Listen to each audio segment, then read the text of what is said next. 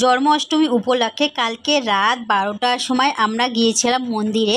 তো ওখানে গিয়ে আমি ব্লগটা করেছিলাম, কিন্তু তোমাদেরকে সকাল থেকে দেবো বলে আর দিতে পারছিলাম না, কারণ আমাদের এখানে কারেন্ট ছিল না, তো সেই জন্য। তো হ্যালো বন্ধুরা, আমি পলি ব্লগ মিঠি চ্যানেলে তোমাদের সকলকে স্বাগত। তো এখন বাজে রাত 11:30। আমরা সাজুগুজু করে নিয়েছি, মা মেয়ে মানে খাওয়া দাওয়া সেরে আবার চান ধান করেছি, করে রেডি হয়ে গেছি সাজুগুজু করে। তো এখন যাব আমরা মন্দিরে কৃষ্ণ জন্ম দেখতে। তো পাক্কা রাত 12টার সময় আর কি কৃষ্ণ জন্ম হবে। তো সেটাই আমরা হচ্ছে, পাশেই মন্দির আছে, তো ওই মন্দিরে আর কি আমরা দেখতে যাই প্রত্যেক বছরে। তো এবছরও মেয়ে বায়না করেছে যে যাবে, তো সেই জন্য হচ্ছে ওর পাপাকে অনেকক্ষণ বললাম, তো ওর পাপা যাবে না। তারপরে ও পাশের বাড়ি হচ্ছে মিটি সরকারের টিউশন দিদিভাইয়েরা ওর মারা যাবে, তো ওদের সঙ্গে। তারপরে বাড়িয়ালি কাকিমা আসলো আমাদেরকে দেখার পর, তো সবাই মিলে চলে এসেছি রাত 12টার সময় মন্দিরে।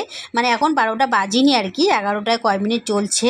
তো আমরা প্রথমত মন্দিরে চলে এসেছি। মন্দিরে এসে দেখছি প্রচুর ভিড়ভাট্টা মন্দিরের ভিতরে আর ঢুকতে পারছিলাম না, মানে এত ভিড়ভাট্টা ছিল।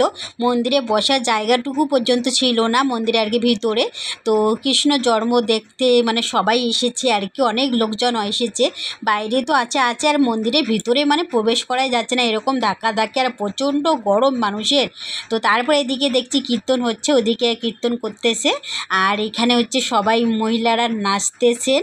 তো আর বাড়িয়ালি কাকিমা ওখানে গিয়ে ভিডিও করতেছে, আমাকে বলছে আয় ভিডিও কর। আমি বলছি না, আমি করবো না, আমি দূর থেকেই করতেছি। তো যাই হোক, পাশে গিয়ে ভিডিও করতে আমার লজ্জা লাগে, তো সেই জন্য আমি পাশে যাইনি, দূর থেকেই আর কি করতেছি ভিডিওটা। তো ওখানে কীর্তন করতেছে আর ওরা মহিলাগুলো সবাই নাচতেছে, আর এখানে সবাই বাইরে বসে আছে। অনেক লোকজন, অনেক ভিড়ভাট্টা প্রচুর, মানে প্রত্যেক বছরই আসি আমরা, তো এবছরে এসেছি আর কি। তো রাত 12টার সময় মানে পাক্কা 12টা বাজবে যখন, তখন কৃষ্ণর আর কি জন্মটা হবে। তো ততক্ষণে নাচ গান কীর্তন নটপট চলছে, তো আমি সাউন্ডটা অফ করে দিয়েছি। তারপর বাড়িয়ালি কাকিমার আমি দুজনে মিলে এখানে বসে আছি, আর মেয়ে তো মন্দিরের ভিতরে ঢুকেছে, ও বাচ্চা মানুষ, ও একদম সবার সামনে গিয়ে বসে আছে।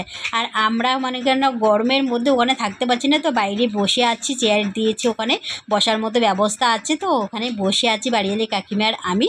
তো তারপরে হচ্ছে কৃষ্ণর জন্ম, এই যে শুরু পাক্কা 12টা বাজে, এই যে কৃষ্ণর জন্ম শুরু হয়ে গেছে। তো লাইট প্রচুর, সব মানে প্রত্যেকটা লাইট বন্ধ করে দেওয়া হয়েছে, শুধু বাইরের লাইটগুলো। তো এই যে কৃষ্ণর জন্ম হয়ে গেছে, তো এখন লাইটগুলো জ্বলে উঠলো। তো এই হচ্ছে আমাদের কৃষ্ণর জন্ম। তো টাউনগুলো আমি বন্ধ করে দিয়েছি, ওদের একটা সাউন্ড দেয়, মানে কৃষ্ণর যে জন্ম হওয়ার সঙ্গে সঙ্গে কান্না শুরু করে তখন একটা সাউন্ড দেয়। তারপরে পুজো শেষ হওয়ার পরে আমরা নিতে চলে এসেছি প্রসাদ।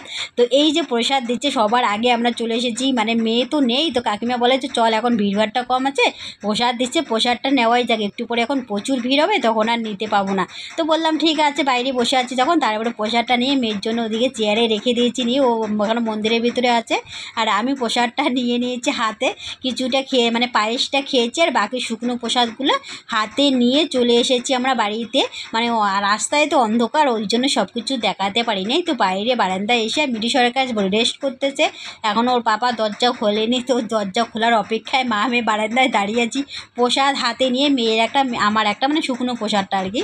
তারপরে চলে আসলাম ঘরে। তো ঘরে এসে প্রসাদটা শোকেসে রেখে এখন আমরা মা মেয়ে চেঞ্জ করব। তো চেঞ্জ করে মুখ হাত ধুয়ে নেব, হাত পা ধুয়ে তারপরে প্রসাদটাকে খাবো, যতটা পারি। তো